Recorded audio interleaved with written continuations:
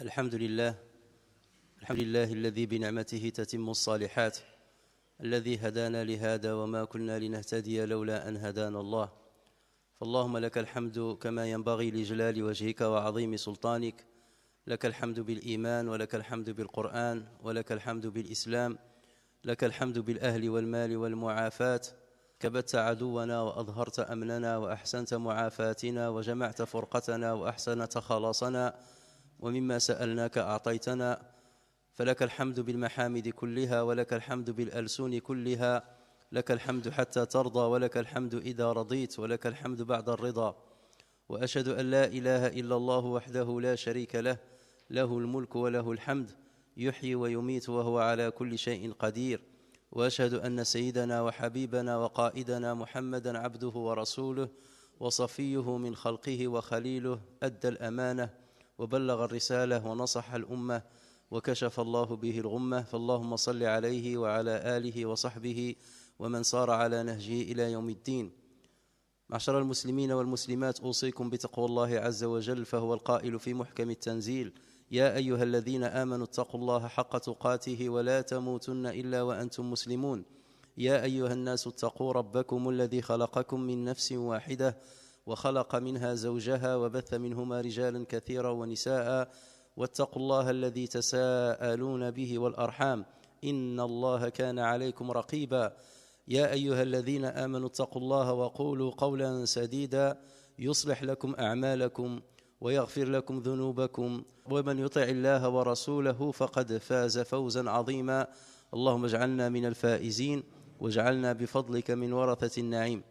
ثم أما بعد، معشر المسلمين والمسلمات، يقول الله تبارك وتعالى في مطلع سورة الرحمن: الرحمن علم القرآن خلق الإنسان علمه البيان.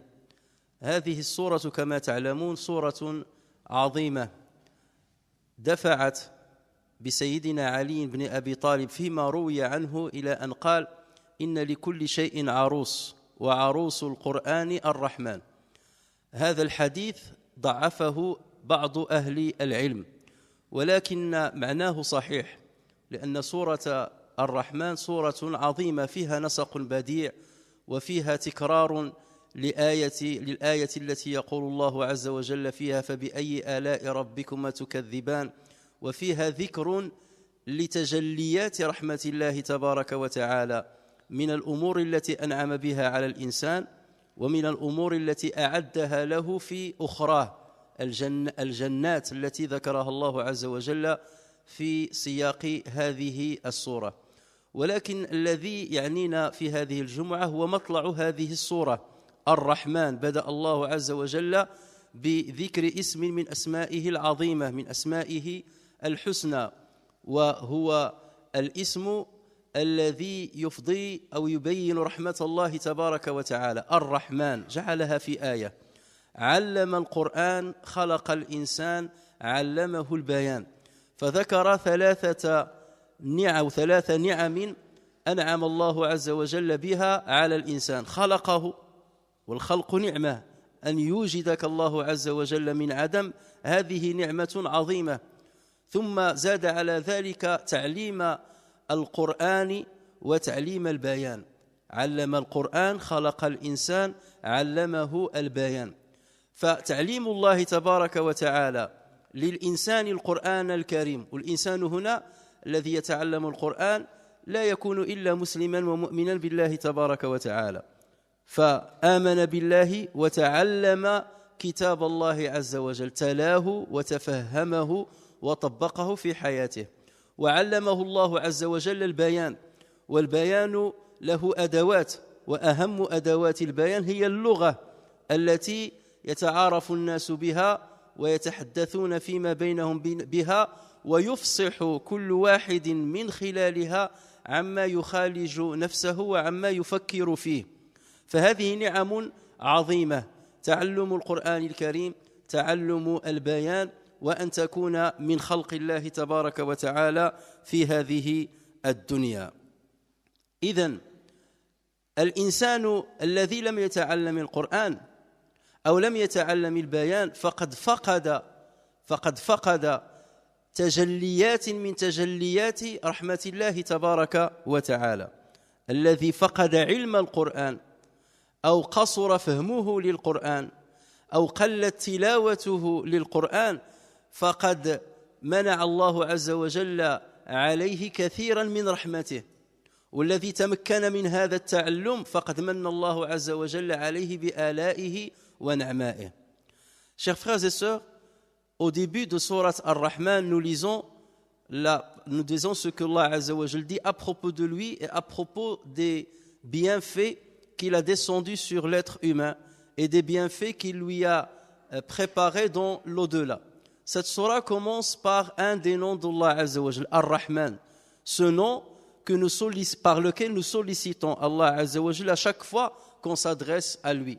Si Allah Azza wa Jalla agit à ton égard par sa miséricorde, c'est que tu as été comblé de ses bienfaits. Et cette sourate est tellement belle qu'on rapporte que Ali ibn Abi Talib a dit toute chose à une arous. L'arous, c'est la jeune mariée. Et l'arous du Coran, c'est Ar-Rahman. Certes, ce hadith est un hadith qui a été affaibli par les savants, mais son sens est correct, puisque cette sourate, lorsqu'on la lit, elle laisse un impact énorme chez nous, puisqu'elle diffère énormément des autres sourates, et il a une particularité qui la différencie des autres sourates. Mais ce qui nous intéresse et ce qui doit nous interpeller, c'est que Allah Azza wa Jal, en citant les différents bienfaits par lesquels il a comblé l'être humain, il commence déjà par parler de l'enseignement du Coran. Ar-Rahman allama al-Qur'an, il a enseigné le Coran. Il a créé l'être humain et il lui a appris la manière de s'exprimer et de se comprendre avec les autres. Voici 3 bienfaits par lesquels Allah Azza wa Jal a débuté cette sourate. Autrement dit, quelqu'un qui n'a pas la connaissance du Coran, quelqu'un qui est éloigné du Coran, c'est qu'il lui manque une des caractéristiques de la miséricorde d'Allah tabaraka wa ta'ala. Quelqu'un qui n'a pas la capacité de bien s'exprimer ou de bien comprendre ceux qui s'expriment vis-à-vis de lui, c'est quelqu'un qui a perdu un des grands bienfaits d'Allah Azza wa Jal, qui sont les manifestations de sa miséricorde, de sa rahma. Et donc voilà pourquoi le musulman doit s'attacher à la compréhension, à la connaissance du Coran, parce que plus il va le connaître, plus il va bénéficier de la miséricorde d'Allah Azza wa Jal. Voilà pourquoi le musulman doit exceller dans l'expression et dans la compréhension de l'expression de ses interlocuteurs, et c'est comme ça qu'il sera béni par la miséricorde d'Allah tabaraka wa ta'ala.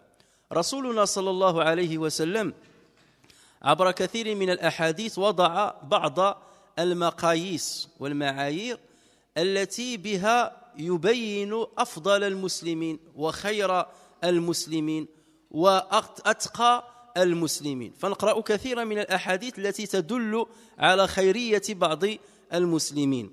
فنقرأ قول الرسول صلى الله عليه وسلم خيركم لأهله. إذن المعيار والمقياس حتى نتعرف على خيرية بعضنا البعض، يعني من هو خير الناس؟ هو الذي يتعامل بالخيرية مع أهله. كلما زاد خيرك مع أهلك كلما ارتقيت في سلم الخيرية بين المؤمنين. خيركم لأهله. ونسمع قول الله الرسول صلى الله عليه وسلم إن أقربكم مني مجلسا يوم القيامة أحاسنكم أخلاقا. الناس اللي غيكونوا قراب مني غدا يوم القيامة، يعني فين غيكونوا؟ يعني في أعلى مراتب الجنة، يعني هذو من أفضل الناس اللي غادي يكونوا بجوار الرسول صلى الله عليه وسلم، هم أحسن الناس أخلاقا. ونسمع قول الرسول صلى الله عليه وسلم حين سئل عن خير المسلمين أي المسلمين خير، أجاب صلى الله عليه وسلم قائلا من سلم المسلمون من لسانه ويده. الناس الذين يجدون، الإنسان الذي يوجد الأمان أمامه، الأمان من لسانه ومن يده، هذا هو خير المسلمين. أما الذي يأذي بلسانه ويأذي بغير لسانه فهذا من شر المسلمين والعياذ بالله. ولكن اسمعوا كذلك قول الرسول صلى الله عليه وسلم يذكر مقياسا آخر ويجب أن نهتم به، حين يقول الرسول صلى الله عليه وسلم فيما رواه عنه البخاري خيركم من تعلم القرآن وعلمه.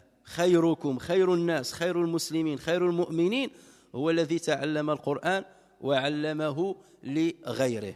إذن هذه هي المقاييس التي ذكرها، وهنالك مقاييس أخرى التي ذكرها الله عز وجل الرسول صلى الله عليه وسلم لتبيان الأفضلية بين المسلمين. وهذا إن فعله الرسول صلى الله عليه وسلم فإنما يريد بذلك أن يحث الناس على التخلق بهذه الأخلاق أو التحلي بهذه الصفات وهذه المعايير. فتعلم القرآن وقراءته وتعليمه وتفسيره ومدارسته من بين أفضل الأعمال التي يقوم بها المؤمن في حياته. روى النسائي حديثا صحيحا عن أنس بن مالك رضي الله عنه أنه قال رسول الله صلى الله عليه وسلم: إن لله أهلين من الناس. إن لله أهلين من الناس. أهلين يعني أناس قريبون منه كما يكون أهلك قريبين منك. إن لله أهلين من الناس. قالوا: من هم يا رسول الله؟ قال: أهل القرآن هم أهل الله وخاصته. أهل القرآن هم أهل الله وخاصته، يعني خاصته هذو عندهم ميزة تميزهم عن باقي الناس، لهم قرب خاص، لهم مكانة عظيمة عند الله تبارك وتعالى من بين سائر الناس. أهل الله وخاصته هم أهل القرآن. فأهل الله هم الذين ملأ القرآن حياتهم حفظا وتلاوة وتفهما وتدبرا وتفسيرا وتعليما وعملا، يمتثلون أوامره ويجتنبون نواهيه وزواجره، ويقفون عند حدوده ويتعظون بمواعظه ويتلونه حق تلاوته. قال مولانا عز وجل: الذين آتيناهم الكتاب يتلونه حق تلاوته أولئك يؤمنون به. الذين آتيناهم الكتاب يتلونه حق تلاوته أولئك يؤمنون به. قال مفسر القرآن: أولئك يؤمنون به، يعني أولئك يعملون به. أولئك يعملون به، لأن التلاوة أيها الإخوة الكرام قسمان: هنالك تلاوة لفظية وتلاوة حكمية. التلاوة اللفظية هو أن تتلفظ بكلام الله عز وجل، يعني هكذا لفظا، ولكن لا تعتبر بها ولا تصطبغ بصباغتها. أما التلاوة الحكمية فهي أن تقف على ما يقوله الله تبارك وتعالى، وأن تترجم رسالة القرآن في حياتك وفي تصرفاتك وفي معاملاتك، وهكذا يصير الإنسان من أهل الله وخاصته. Chers frères et sœurs, le prophète sallallahu alayhi wa sallam a souvent dans certains hadiths cité quelques critères qui permettent de connaître qui est le meilleur et le plus noble des musulmans. Et s'il s'adressait aux musulmans de la sorte, c'est bien pour pousser les musulmans à s'imprégner de ces critères-là. Ainsi, le prophète sallallahu alayhi wa sallam a dit une fois: le meilleur d'entre vous, c'est celui qui tient la meilleure relation avec son conjoint. Donc là, c'est un critère. Dans un autre hadith, le prophète sallallahu alayhi wa sallam a dit: certes, ceux qui seront le plus proches de moi le jour du jugement, ceux qui auront les meilleurs comportements, la meilleure moralité. Dans un autre hadith, on a demandé au prophète sallallahu alayhi wa sallam quel est le meilleur des musulmans. Il répondit: celui dont les musulmans sont préservés de sa langue et de sa main. Ça veut dire qu'ils sont en sécurité par rapport à lui. Il ne leur fait aucun mal, ni par sa parole, ni par sa main. Et le prophète sallallahu alayhi wa sallam, parmi ces critères-là, il cite la connaissance du Coran, l'enseignement du Coran. Lorsque le prophète sallallahu alayhi wa sallam a dit: khayrukum, le meilleur d'entre vous, c'est celui qui apprend le Coran et qui l'enseigne. Khayrukum man ta'allama al-Qur'ana wa 'allama. Donc c'est un critère. C'est un critère qui permet de placer les gens dans une échelle qui va du plus bas degré vers le plus haut degré. Et celui qui sera forcément dans le plus haut degré, c'est celui qui a appris le Coran. Et lorsqu'on dit apprendre, ce n'est pas seulement se contenter de le connaître, de mémoriser ces mots, mais bien entendu d'être imprégné par ce Coran-là dans ses différentes dimensions. Et le plus bas, celui qui sera dans le plus bas de l'échelle, c'est celui qui n'en connaîtra rien de ce Coran-là et qui ne traduit pas ce Coran dans sa vie. L'enseignement ou l'apprentissage du Coran et son enseignement est quelque chose à laquelle le prophète sallallahu alayhi wa sallam a fait appel. Il a fait appel à sa mémorisation, à sa lecture, sa psalmodie, à son enseignement, à sa compréhension, à son exégèse, à son étude les uns avec les autres. Réserver une partie de sa vie à étudier le Coran, à comprendre le sens des versets. Il se peut qu'on, pendant toute une vie, il n'arrive pas à cerner toute la compréhension du Coran, mais au moins on essaie de cerner le maximum que l'on peut connaître de ces versets. Et d'ailleurs, lorsqu'on s'intéresse à l'exégèse du Coran, même si certains se targuent de dire « ça y est, je le comprends, je maîtrise, puisque je maîtrise l'arabe », pas du tout. Dès qu'on commence à lire et à prendre connaissance de l'exégèse du Coran, de ce que les savants ont dit sur des versets coraniques, on découvre forcément des secrets dont on ne se doutait jamais. Alors si on fait le passage des 114 sourates, des plus de 6000 versets du Coran, il nous faut une vie, sinon plus, pour comprendre tous ces secrets-là. Et c'est dommage que nous dilapidons et que nous perdons des heures, des jours, des semaines, des mois, des années, sans prendre le souci d'apprendre le maximum de la signification de certains versets, parfois qu'on mémorise ou par lesquels on lit dans nos prières. An-Nasa'i a rapporté un hadith authentique sur Anas ibn Malik qui dit, le prophète sallallahu alayhi wa sallam a dit, certes, Allah azza wa jal a des proches parmi les gens. Et les compagnons de questionner, qui sont-ils, cher prophète? Et le prophète sallallahu alayhi wa sallam de dire, les gens du Coran sont les proches de Dieu. Les gens du Coran sont les proches d'Allah et c'est privilégié. Ils sont les privilégiés parmi les hommes auprès d'Allah azza wa jal. Et lorsqu'on dit les gens du Coran, ça veut dire les gens c'est-à-dire chez qui le Coran occupe une place très importante dans leur vie. Le Coran n'est pas, il ne représente pas une petite marge, un petit détail dans leur vie. Le Coran, j'entre en contact avec lui de temps en temps lorsque l'occasion le permet. Non, ce sont des gens qui sont imprégnés par le Coran, par sa lecture, par sa compréhension, par son étude, par sa traduction dans leur vie. Ils ont un intérêt vis-à-vis de ce Coran. Ils appellent à ce Coran, ils enseignent ce Coran, ils transmettent les valeurs du Coran. Le Coran occupe une place prépondérante dans leur vie. Ce sont ceux-là, les proches d'Allah Azza wa Jal et les privilégiés auprès de lui parmi ses serviteurs.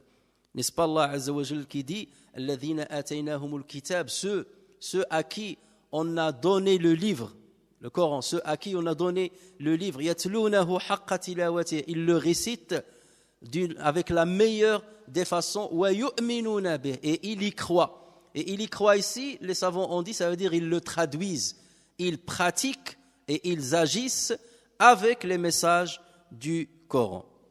كان رسول الله صلى الله عليه وسلم يجمع بين الرجلين في ثوب واحد بعد أو عقب معركة أحد يأخذ شهداء أحد 70 شهيدا الذي استشهد في معركة أحد. بعض الأحيان الرسول صلى الله عليه وسلم يجمع شهيدين في ثوب واحد حتى يدفنا، تجمعون في ثوب واحد. هنا اختلف العلماء في تفسير ثوب واحد، منهم من قال في لحد أو في قبر واحد، يجمع اثنين في قبر واحد، ومنهم من قال بأن من بين من استشهد في أحد هنالك من قطعت ثيابه، فكان الرسول صلى الله عليه وسلم يقسم ثيابا يجعل ثيابا لرجلين معا قبل أن يدفنا ويوضع كل واحد في لحده، يكونان طبقتين، طبقة السفلى وطبقة فوق اللحد، هكذا يكون اللحد. تحفر الحفرة ثم تحفر أفقيا فيوضع الأول ثم يوضع بعده الثاني. فكان رسول الله صلى الله عليه وسلم يسألهم أيهم أكثر أخذا للقرآن. انظروا إلى التعبير وإلى السؤال، أيهم أكثر أخذا للقرآن، يعني من بين هذين الشاهدين من منهما أكثر أخذا للقرآن، يتعلم القرآن، يهتم بالقرآن، يحفظ القرآن. أهم قال يعني أكثرهم أخذا، يعني أنه يهتم به ويتعلمه. فحين يشار إليه بواحد منهما كان يضعه الأول. يعني الرسول صلى الله عليه وسلم يعني حتى في هذا هما شاهدين، والشاهد هذه أعلى مرتبة يمكن أن يصل إليها المؤمن، يعني أعطى حياته لله تبارك وتعالى حين تطلب الأمر ذلك. هذا مقام عالي، الشهداء يعني في أعلى عليين. ومع ذلك مع أنهم وصلوا إلى تلك الدرجة ما زال الرسول صلى الله عليه وسلم يبين أفضلهم. هم شهداء وصلوا إلى الدرجة العليا، وما زال الرسول صلى الله عليه وسلم يبين أفضلهم، وأفضلهم هو أكثرهم أخذا لكتاب الله تبارك وتعالى. هكذا يرتفع قدر الإنسان عند الله تبارك وتعالى. كيف لا ورسول الله صلى الله عليه وسلم بنفسه يقول: إن الله يرفع بهذا القرآن أقواما ويضع به آخرين. إن الله يرفع بهذا القرآن أقواما، أولئك الذين يعملون به، هؤلاء يرفعهم الله عز وجل في الدنيا والآخرة. ويضع آخرين، أولئك الذين يجعلونه مهجورا في تلاوتهم، مهجورا في كلامهم، ومهجورا في أخلاقهم ومعاملاتهم أثناء حياتهم. ونحمد الله تبارك وتعالى معشر المسلمين أن هدى الله عز وجل الآلاف من أطفال المسلمين ومن شبابهم في الغرب إلى الإقدام على تعلم القرآن، تعلم تلاوته، تعليمه للصغار والكبار. وهذه بشارة خير لمستقبل المسلمين. ما نراه في هذه الأشهر وفي هذه السنوات الأخيرة من امتلاء المسلمين، من امتلاء مساجد المسلمين بالأطفال والنساء والشباب الذين يتعلمون كلام الله ويحفظون كلام الله ويأخذون كلام الله ويهتمون بتفهم كلام الله عز وجل. والله هذه بشارة خير. هذا الأمر ما كنا نراه من ذي قبل، وقد لا نراه في بعض الدول الإسلامية، ولو أن معظمها إن الرجوع إلى كتاب الله عز وجل أصبح مهما. الرجوع إلى أحكام التجويد، أحكام التجويد يعني كادت تفقد عند المسلمين. كان يقتصر على الاهتمام بها فقط الأخصائيون من العلماء ومن يهتم بهذا العلم، ولكنها الآن أصبحت في متناول الجميع. حتى الأطفال الصغار تجد صغيرا يقرأ القرآن منذ نعومة أظفاره، منذ بدايته، ويحافظ على قواعد تلاوته. وهذه بشارة خير للمستقبل. فعلى قدر ما يجتهد أعداء الإسلام في محاربة هذا الدين وفي إبعاد الأمة عن كتابها، على قدر ما يهدي الله تبارك وتعالى قلوب المؤمنين كبارا وصغارا، ذكورا وإناثا، شيبا وشبابا، يهديهم لهذا الكتاب الكريم الذي فيه هدايتهم إلى الله تبارك وتعالى. بالقرآن الكريم يهدى الإنسان أو يهدى المؤمن إلى الله تبارك وتعالى. وهذا من فضل الله تبارك وتعالى على هذه الشريحة من المؤمنين التي تعيش في بلاد الغرب. فما أجمل أن تدخل مسجدا وتجد فيه حلقات تعلم القرآن الكريم. ما أجمل أن تدخل مسجدا وتجد الأطفال بناتا وبنين يتلون كتاب الله ويجتهدون في تلاوته. طوبى لهؤلاء الأطفال، وطوبى لكل الآباء والأمهات الذين اجتهدوا في إحضار أولادهم إلى بيوت الله عز وجل وفي حث أولادهم على تعلم كتاب الله تبارك وتعالى. أليس رسولنا صلى الله عليه وسلم الصادق المصدوق هو الذي يقول فيما رواه مسلم: ما اجتمع قوم في بيت من بيوت الله يتلون كتاب الله ويتدارسونه فيما بينهم إلا نزلت عليهم السكينة وغشيتهم الرحمة وحفتهم الملائكة وذكرهم الله في من عنده بلى هو الذي قال هذا الكلام ما اجتمع قوم في بيت من بيوت الله وهنا ميز الرسول صلى الله عليه وسلم المكان الذي يجب أن يجتمع فيه المؤمنون حتى يتلون كتاب الله ويتدارسون زيادة على ما يفعلونه في بيوتهم عليهم أن يأتوا إلى مساجد الله عز وجل وأن يجتمعوا وأن يتلون كتاب الله وأن يتدارسونه فيما بينهم هذه علامة خير علاش؟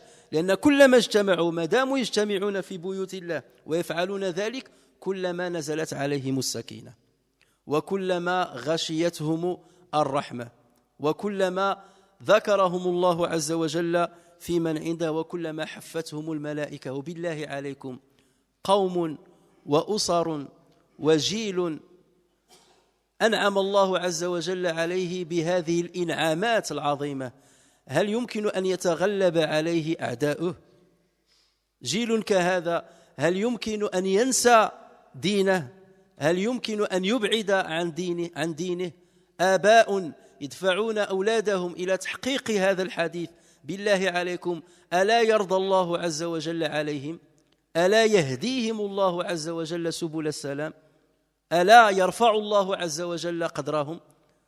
أقول ذلك أيها الإخوة الكرام حتى لا ننتقص ما نعمل وحتى نعلم أن هذه الأعمال التي هي في ظاهرها بسيطة أن تأتي بابنك وبنتك إلى المسجد لتعلم القرآن أن تأخذ شيء تقتطع شيئا من وقتك حتى تحضره وتحضر بنفسك إلى بيت الله لتتعلم كتاب الله ولتتدارسه أو لتسمع من يدرسه أو لتسمع من يفسره إن في ذلك لخيرا كثيرا خير لك في أسرتك ومع أولادك وفي علاقتك مع الآخرين لأن لا بد وأن يفتح الله عز وجل عليك أبواب الرحمة هي مجرد هذه وخا ما فهمتي والو هي جيتي وجلستي تسمع الناس يقراوا القرآن وتدرسوا القرآن فيما بينهم ولو تكون فاهم إلا كنت فهم الآخرين ولا كنت فاهم ربما قد تجد ما لم تعلمه لأن فوق كل ذي علم عالم ولكن تقتطع قسطا من وقتك حتى تأتي بيت الله عز وجل هنا تنتفع ببيت الله وتنتفع بالمكوث فيه تعتبر وكأنك مصلين وتنتفع بما تدرسه فيه وتنفع أولادك بأن تشبثهم وأن أن تجعلهم متمسكين بكتاب الله تبارك وتعالى هذه هي التربية أيها الإخوة الكرام التربية لا تبدأ من هنا الناس يقول كيفاش نربي أولادنا أولادي ضاعوا أولادي كذا ولكن ماذا فعلت من أجلهم وماذا فعلت لهدايتهم الطفل إذا جعلته في حضن كتاب الله عز وجل لا بد وأن يحفظه الله عز وجل وحتى إذا جاءت شياطين الإنس والجن وأغوته عن طريق الله تبارك وتعالى لا بد وأن يرجع لأنك غرست في قلبه آيات الله غرست في قلبه كتاب الله غرست في قلبه كلام الله الذي لا يأتيه الباطل من بين يديه ولا من خلفه Chers frères et sœurs, le prophète sallallahu alayhi wa sallam à l'issue de la bataille de Uhud vous savez qu'il y avait plusieurs martyrs 70 martyrs et il arrivait que le prophète sallallahu alayhi wa sallam mettait les deux dans le même tissu avant de les enterrer alors le même tissu certains disent le même tissu ça veut dire la même tombe. Et pour d'autres, non, c'est parce qu'ils étaient parfois, leur tissu était, ou bien leurs vêtements étaient déchirés, et donc pour qu'on ne voit pas leur intimité, donc le prophète sallallahu alayhi wa sallam mettait parfois, et comme il y avait peu de vêtements et peu de tissu, le prophète sallallahu alayhi wa sallam mettait parfois deux personnes dans le même tissu. Mais au moment de les inhumer, le prophète sallallahu alayhi wa sallam leur disait, qui est parmi les deux, celui qui apprenait le plus le Coran, ou qui fournissait le plus d'efforts pour apprendre le Coran. Et lorsqu'on lui désignait un des deux, il commençait par l'enterrer le premier, par l'inhumer le premier. Imaginez, ce sont des martyrs. Et nous savons très bien que tomber martyr, après avoir respecté bien entendu les conditions de ce qu'est un martyr, ce qu'est un combat dans le sentier de Dieu, et ainsi de suite. Là, c'est un autre sujet. Ça, c'est le plus haut degré que peut atteindre un croyant. Pourquoi ? Parce qu'il a cédé sa vie pour Dieu. Il a cédé complètement sa vie pour Allah Azza wa Jalla et pour le bien des autres. Donc ces martyrs-là, on peut imaginer qu'ils sont dans les plus hauts degrés du paradis. Et ça, le Coran le dit lui-même. Mais malgré cela, le prophète sallallahu alayhi wa sallam veut montrer qu'il peut y avoir encore une distinction entre deux personnes qui sont mortes de la même manière, qui sont tous les deux tombés martyrs. Et c'est pour cela qu'il leur disait qui est celui qui apprenait le plus du Coran. Et lorsqu'on lui désigne quelqu'un, il lui donne le privilège d'être inhumé le premier.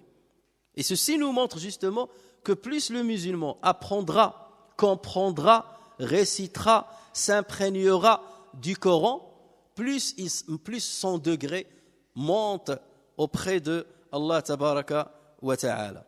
N'est-ce pas le prophète sallallahu alayhi wa sallam qui a dit dans un hadith authentifié par Muslim, certes Allah azza wa jal élève des gens par ce Coran et il rabaisse d'autres par ce Coran.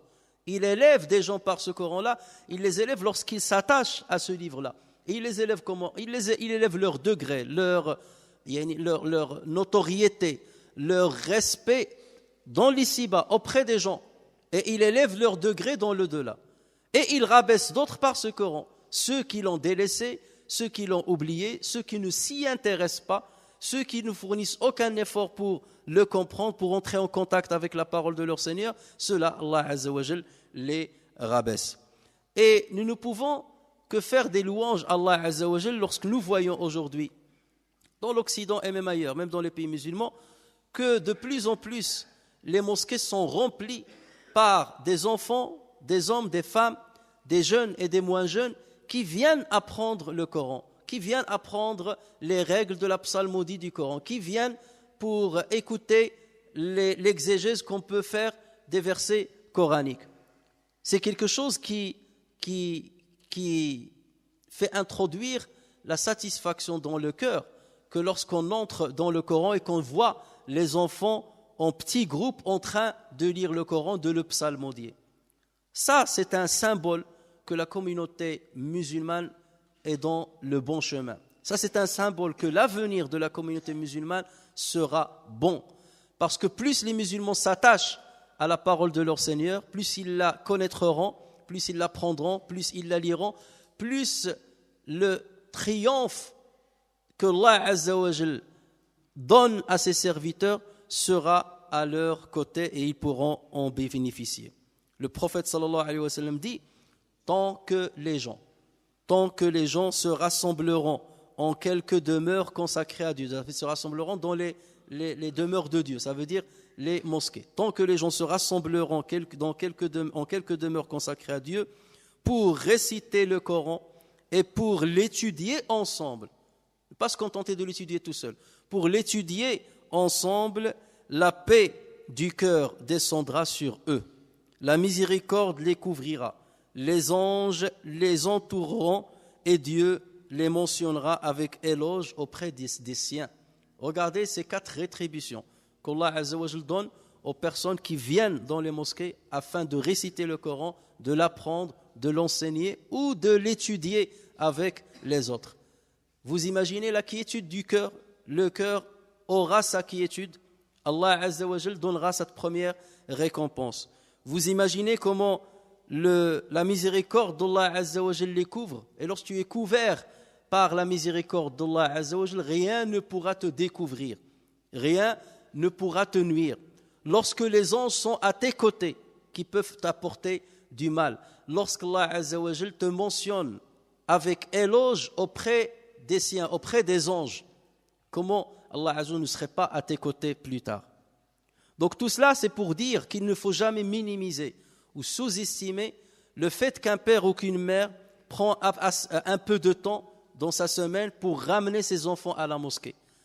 Ne jamais sous-estimer les quelques minutes, 1 heure ou 1 heure et demie que tu vas consacrer dans ta semaine pour venir participer à une séance où on explique le Coran. Même si tu le connais, le fait de venir et de l'écouter, écouter cette étude, ou d'enseigner, ou d'apprendre ce que tu as appris, forcément fait de toi quelqu'un qui bénéficiera de ces bienfaits. Et c'est pour cela que le prophète a insisté sur la question de venir à la mosquée, parce que cette collégialité dans l'apprentissage du Coran et la compréhension du Coran renforce la cohésion dans la communauté musulmane et l'immunise contre tous les maux qu'on essaie de lui porter. فنسأل الله تبارك وتعالى أن يجعلنا من أهل القرآن وأن يجعلنا من أهله وخاصته. أسأل الله تبارك وتعالى أن يحفظنا بحفظ القرآن، وأن يجعل القرآن ربيع قلوبنا وجلاء همنا وذهاب أحزاننا، إنه على ذلك قدير بالإجابة جدير. وآخر دعوانا أن الحمد لله رب العالمين.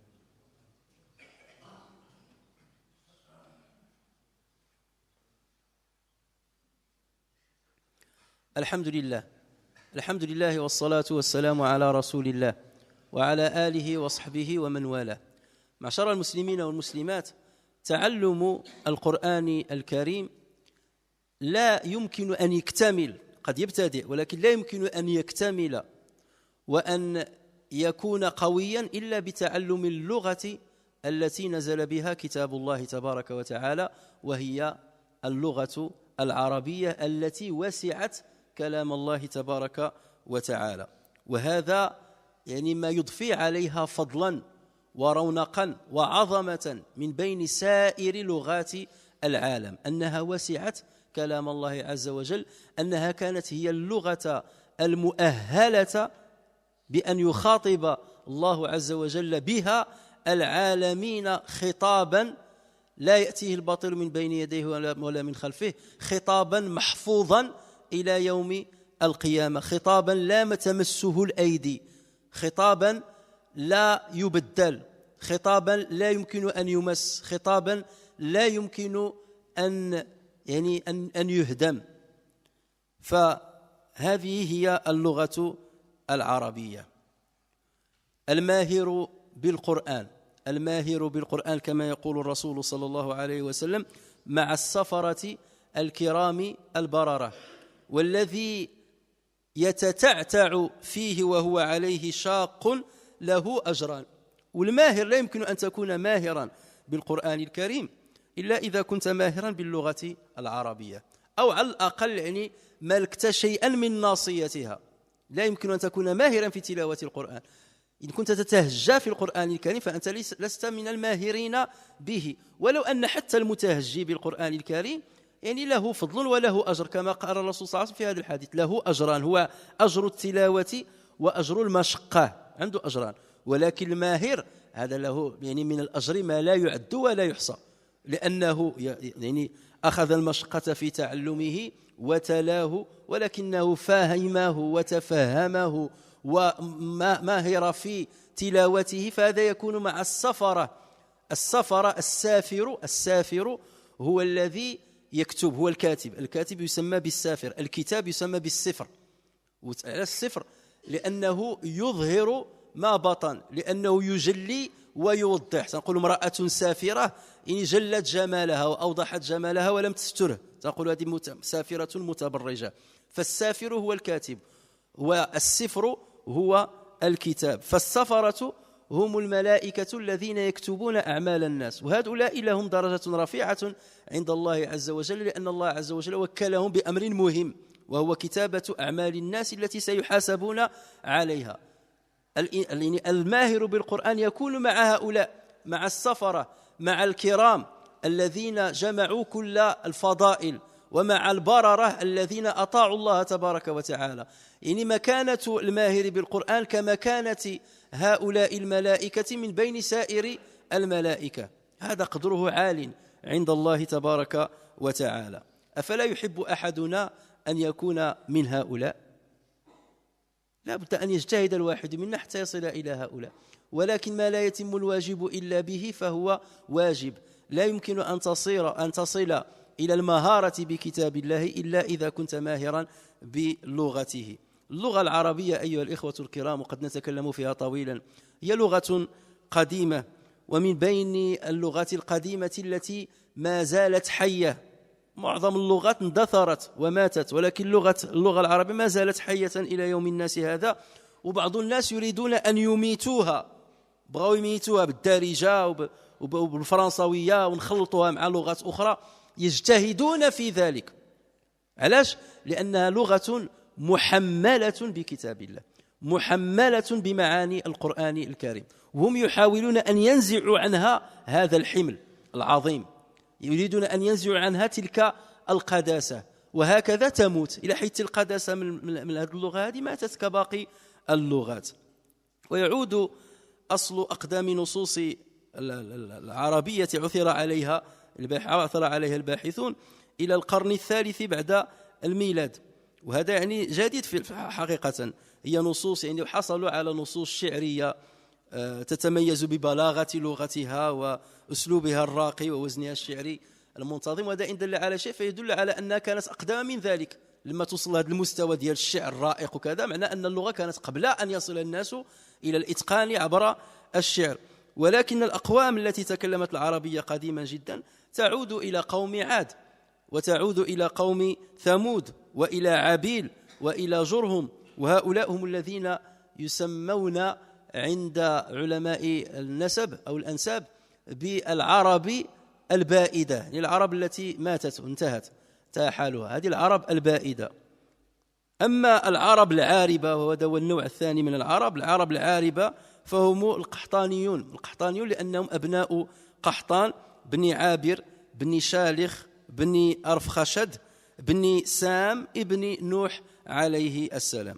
ثم هنالك العرب المستعربة، وهم العدنانيون أو النزاريون أو المعديون، وهم من صلب سيدنا إسماعيل عليه السلام، لأن كما تعلمون سيدنا إسماعيل تزوج من رعلة الجرهم، من رعلة الجرهمية، فتعلم منهم العربية، هو تعلم العربية فيما بعد، وسميت الأجيال التي جاءت منه سموا بالعرب المستعربة، الذين تعلموا العربية واحتضنوها ولم يكونوا عربا من قبل. فهذا بالنسبة للتاريخ ديالها بصيغة يعني بصورة مبسطة. العربية أيها الإخوة الكرام أخذها الإسلام، ولكن صبغها بصبغته، وكثير من الكلمات أعطاها القرآن الكريم صبغة جديدة ومعنى آخر جديد. ولذلك تجد العلماء كلما تكلموا عن معنى من معاني بعض الكلمات يقول في اللغة كذا وفي الاصطلاح كذا، هذه الكلمة لغة كذا معناها كذا، يعني عند العرب من قبل الإسلام، ولكن في الاصطلاح الديني ها هو المعنى ديالها. لماذا أتكلم عن هذه التفاصيل؟ بعض الناس الآن يحاولون أن يحاربوا الإسلام والمسلمين من خلال اللغة العربية، تيقبطوا الكلام ديال اللغة العربية، لأنهم عرفوا بأن الأمة الإسلامية بدأت تبتعد عن اللغة العربية ديالها. والإنسان لما يبتعد على حسن البيان لا يتعرف على كلام مبين. مخاطبك كلما كان مبينا، يعني قد يكون كلامه عظيما، ولكن إن كنت لم تتعلم رونق الكلام لا تستطيع أن تفهم عنه. إن وقف قدام أكبر شاعر في العالم وبدأ يشعر لك وأنت ما فهمش تيقول، تقول هذا مسكين حمق، هذا ما تفهم والو، لأنك المصيبة فيك ماشي فيه هو. القرآن الكريم أيها الإخوة الكرام جاء بأحسن تعبير يمكن أن يعرف عند الإنسان في القرآن الكريم، بأحسن بيان. ولكن المصيبة في من يتلقى هذا القرآن، لا بد أن يتعمق في فهم البيان، وأن يتعمق في أسرار البيان، وأن يمتلك ناصية البيان حتى يتعرف على عظمة المخاطب وعلى عظمة الخطاب. أما إذا كنت قاصرا في فهم اللغة فستكون قاصرا في فهم المخاطب أو في فهم ما خاطبك به. ولذلك لما تكون قاصر يأتي أي إنسان وآنذاك يمكن أن يضلك عما أراد الله عز وجل أن يفهمك. يعني قبل أيام سمعت لشريط لإحدى النساء من المستشرقين. هذو المستشرقين الناس اللي ما مسلمينش، لا يؤمنون بالله ولا يؤمنون بالإسلام، ولكن تيدرسوا الإسلام، تيدرسوا الحضارة الإسلامية وكذا، وهما تيدرسوها. كاين نوعين، كاين اللي تيكون يعني إنسان اللي عاقل ويقول الحق، ولكن هنالك من يريد أن يضل ويريد أن يضل المسلمين. وسوف أتكلم في هذا الموضوع إن شاء الله يعني لاحقا. تكون لهم معرفة ما باللغة العربية، فيأتي إلى المسلمين ويحاول أن يفسر له القرآن الكريم من خلال فهمه القاصر للغة العربية، أو يحاول أن يخدع المسلمين بأن يتكلم في القرآن الكريم بفهمه الخاطئ للغة العربية. وكثير من شبابنا الآن إذا كانوا لا يملكون اللغة فقد يضلون، وخاصة أن مع وسائل التواصل الاجتماعي الآن هذه الفيديوهات وكذا هذه تنتشر يعني كانتشار النار في الهشيم. وانا تنشوف يعني بعض الاحيان تنقول شاب اللي غادي يسمع بحال هذا الفيديو من هذه المراه اللي تيقول هذه بروفيسور ديال الجامعه الفلانيه، وتجي وتقول لهم ودايره دابا سلسله هذه يعني مخلصه وعندها الفليسات وكذا يعني متجهه لنا، قال سماتها يعني كلمات من القران. غادي نجي نفسر لكم انا القران باش تمشيو باش تهداو مزيان، باش تكونوا مسلمين مزيان. هي ما عجباش الاسلام، ولكن غتجي هي تفسر لنا حنايا القران باش تورينا كي نكونوا مسلمين. واول كلمه خداتها هي كلمه الحرام، وقالت لهم كلمه الحرام في اللغه العربيه ها المعنى ديالها. المهم شنو الخلاصه ديال هذا الكلام هذا؟ باش وصلت فين باغيه توصلي؟ الكلام ديالها في الاخر وصلت اذا الخمر ما معنى حرام الخمر؟ يعني ماشي ما تشربوش، شربوا ولكن بالقياس، هذا هو معنى حرام. يعني شوفوا يعني لا التلاعب بالعلم، وهذا إن دل على شيء فإنما يدل على عدم الإنصاف ويدل على الجهل وعلى التضليل. كاين اللي تيكون الإنسان يعني منصف ويقول الحق، لكن هذا تضليل. ولكن مثل هذا الخطاب أيها الإخوة الكرام إذا بلغ أولادنا في المستقبل فسيشكل خطرا كبيرا عليهم. والآن أعداء الإسلام الآن يكونون أناسا بهذا الشكل من بين المسلمين أنفسهم حتى يضللوا المسلمين. ولذلك أيها الإخوة الكرام علينا أن نحمي أنفسنا وأن نحمي أبناءنا. باش تحمي نفسك تحميهم بداك السلاح اللي غيضربك به. هو باغي يضربك باللغة العربية اللي فهمها، أنت خصك تفهمها كما يجب وكما فهمها الأوائل اللي كانوا على عهد الرسول صلى الله عليه وسلم. الأوائل اللي سلموا مع الرسول صلى الله عليه وسلم واش حنا أحسن منه في اللغة العربية؟ لما سلموا وسمعوا القرآن وأسلموا، حنا غنكونوا أحسن منهم 14 قرن من بعد عاد غنجيو نفسروا ما معنى كلمة حرام. فهذا مصيبة هذه، وسأذكر هذا الموضوع هذا بتفصيل إن شاء الله في المرة القادمة بإذن الله عز وجل. فلذلك تعلم اللغة العربية أصبح سلاحا واجبا لا بد أن يتمسك به المؤمنون كبارا وصغارا والأجيال القادمة خاصة حتى تحمي نفسها من الحرب الضروس التي تحضر ضدهم ومن الهجوم الشرس الذي يعني يخطط يعني به لتدميرهم وتدمير دينهم. Chers frères et sœurs, la compréhension du Coran passe par la compréhension de l'arabe. Lorsque vous avez un locuteur et qui vous adresse une parole, cette personne-là, plus il a du pouvoir expressif, plus il a l'art de s'exprimer, plus tu as besoin de comprendre sa langue, la langue avec laquelle il parle et l'expression avec laquelle il parle pour que tu comprennes d'abord sa grandeur et la grandeur du message qu'il te transmet. Mais si toi tu es démuni de cette compréhension, quelle que soit sa grandeur, son élocution, tu ne comprendras rien. Et tu risques même de dénigrer ce qu'il dit et tu risques même de ne pas l'évaluer à sa juste valeur. Tu dis c'est un ignorant, tout ce qu'il dit c'est n'importe quoi. Imagine on te ramène un grand poète et il te dit en face de toi une poésie, mais toi tu ne comprends pas la langue ou tu comprends qu'un petit peu de la langue. Tu ne vas pas te rendre compte de l'importance de ce qu'il est en train de dire ou de l'érudition qu'il a. Et tu peux mal le juger.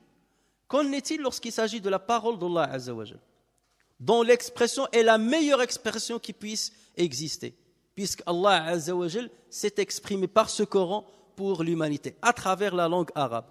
Donc moins on maîtrise cette langue-là, moins on maîtrisera le message de Dieu. Et moins on ne connaîtra la grandeur de ce message-là. Alors que le Coran lui-même, il était miraculeux dans sa rhétorique. Mais si tu ne connais pas la rhétorique, tu ne vas pas voir la grandeur du Coran. Voilà pourquoi les musulmans doivent s'intéresser encore plus à l'arabe et la préserver, non déplaise à leurs détracteurs.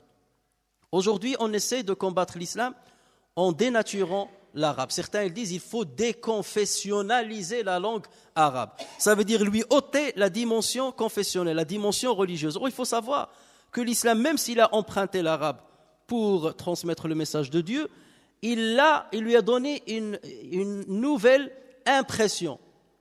Il lui a donné une nouvelle explication à plusieurs mots. Et c'est pour ça que nos savants, depuis l'aube de l'islam, ils disent tel mot, voici son explication, son sens étymologique, et voilà son sens religieux. Parce que l'islam a peint certains mots avec une nouvelle peinture, qui n'est pas celle qui était connue chez les Arabes auparavant. Lorsqu'on parle de ilah, le mot ilah, c'est un mot qui était connu chez les Arabes.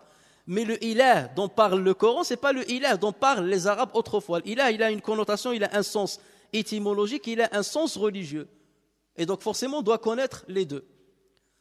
Nos ennemis, qu'est-ce qu'ils font? Ou les détracteurs de l'islam?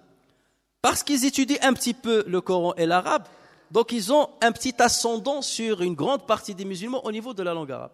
Et ils essayent de venir maintenant nous expliquer le Coran. Dernièrement, j'entendais une vidéo d'une dame orientaliste qui vient expliquer aux musulmans, elle n'est pas musulmane, mais elle va venir expliquer aux musulmans certains mots du Coran.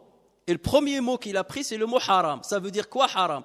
Et il a commencé avec une pirouette, soi-disant littéraire, essayer d'expliquer que le mot haram ne signifie pas interdire. Ça veut dire ne faites pas d'excès. Et donc, c'est là où elle tombe dans le piège, elle a dit donc l'alcool, la consommation de l'alcool n'est pas haram, c'est seulement il ne faut pas excéder. Et heureusement que le Coran n'a pas utilisé le mot haram lorsqu'il a parlé de l'alcool. Il a utilisé le mot ijtinab, fajtanibuhu. Et si elle était honnête, elle aurait cité ce verset-là. Non, il a cité les autres versets. Mais ce verset-là, il n'a pas voulu le citer. Allah Azza wa Jal a utilisé le mot ijtanibuhu. Et c'est là où le musulman doit savoir ce que c'est que le mot ijtanibuhu et le mot haram et voir la différence entre les deux. Et qui a une portée beaucoup plus lourde au niveau de l'interdiction que l'autre. Voilà pourquoi le combat plus tard va venir dans ce champ-là, sur le champ de la langue arabe. Et on est en train de former des gens pour attaquer l'islam à travers la langue arabe, en essayant de leur donner une nouvelle explication du Coran qui ne correspond absolument pas à tout ce que les musulmans ont dit pendant 14 siècles. Ça veut dire qu'il a fallu 14 siècles pour que, enfin, on se réveille du jour au lendemain et qu'on dise « Ah, maintenant je comprends mieux le Coran ». Les milliers de savants qui sont passés 14 siècles avant, donc ils n'ont rien compris en fait. Et on va vous expliquer, moi, qui ne suis pas musulmane, qui ne suis pas convaincu de cette religion, je vais vous expliquer ce qu'est le Coran pour que vous soyez des bons musulmans. Tu n'as qu'à l'utiliser toi-même. Et ce danger-là est un danger imminent et il va se multiplier de plus en plus parce qu'on est en train de former dans les universités des gens de ce profil-là. Et les musulmans, s'ils ne se préparent pas à contrer cette déferlante-là, leurs enfants vont s'égarer, leurs enfants vont mal comprendre leur religion et leurs enfants vont perdre peu à peu leur identité religieuse. Et vous comprendrez mieux ce à quoi je fais allusion, bi'idnillah, prochain peut-être vendredi. Voilà pourquoi je lance un appel à tous mes frères et sœurs à s'intéresser à la langue arabe, au mieux que vous puissiez le faire. Si vous êtes âgé, il n'est jamais trop tard pour apprendre un petit peu. Il n'est jamais trop tard pour apprendre un peu le Coran. Il n'est jamais trop tard pour comprendre les versets coraniques. Nous avons une série ici à la mosquée où on explique les petites sourates du Coran. Et ça fait mal au cœur de voir qu'il y a seulement 40, 50 personnes qui viennent pour comprendre des sourates, des versets qu'ils récitent pourtant tous les jours. Et cette occasion-là, c'est une occasion inouïe. Pas forcément parce que celui qui donne le cours, qu'il le donne à 40 ou à 100 ou à 1000, c'est exactement la même chose. L'effort est le même effort. Et la récompense, s'il y a une récompense, ce sera la même. Mais c'est dommage de voir qu'un effort se fait d'un côté par les mosquées, toutes les mosquées le font, et que de l'autre côté, il n'y a pas une réponse à la hauteur. Il n'y a pas un suivi à la hauteur. Et on ne se rend pas compte des dangers qui vont venir.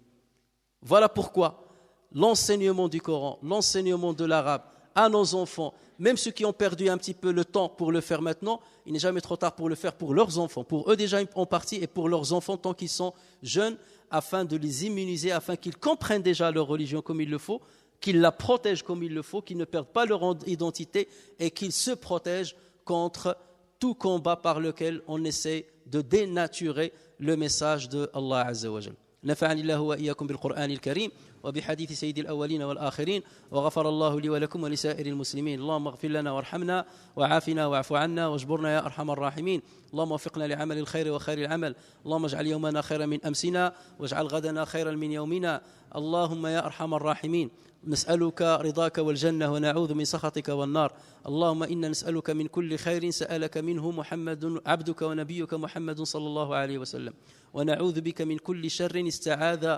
منه عبدك ونبيك محمد صلى الله عليه وسلم. اللهم اغفر لنا ذنوبنا وتجاوز عن سيئاتنا. لا تدع اللهم في مقامنا هذا ذنبا إلا غفرته، ولا هما إلا فرجته، ولا ضالا إلا هديته، ولا مبتلا إلا عافيته، ولا مريضا إلا شفيته، ولا ميتا إلا رحمته، ولا حاجة من حوائج الدنيا والآخرة هي لك رضا ولنا فيها صلاح إلا قضيتها لنا برحمتك يا أرحم الراحمين. رب اغفر وارحم وتجاوز عما تعلم، إنك أنت الأعز الأكرم. وصل اللهم وسلم وبارك على محمد وعلى آله وصحبه أجمعين، وآخر دعوانا أن الحمد لله رب العالمين.